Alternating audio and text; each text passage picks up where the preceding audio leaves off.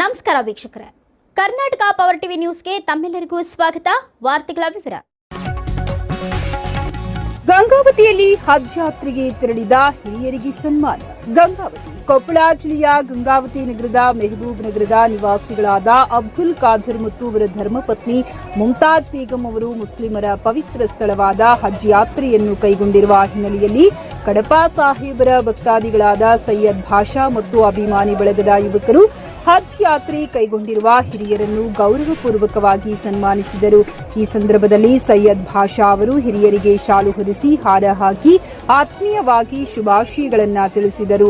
ಹಜ್ ಯಾತ್ರೆ ಯಶಸ್ವಿಯಾಗಿ ನೆರವೇರಲಿ ಹಾಗೂ ಅವರು ಆರೋಗ್ಯದಿಂದ ಮರಳಿ ಬರಲಿ ಎಂದು ಎಲ್ಲರೂ ಪ್ರಾರ್ಥಿಸಿದರು.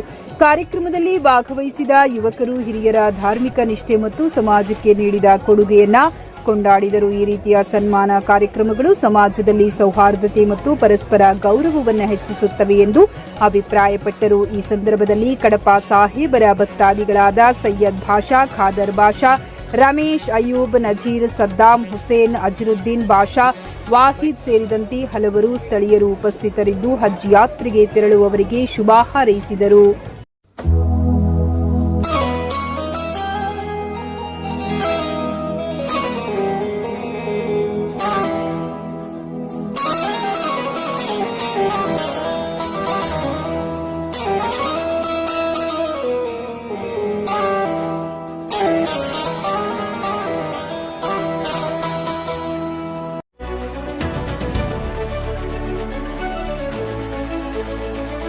ನೈಜ ಸುದ್ದಿಗಾಗಿ ನಿರಂತರವಾಗಿ ನೋಡ್ತಾ ಇರಿ ಕರ್ನಾಟಕ ಪವರ್ ಟಿವಿ ನ್ಯೂಸ್.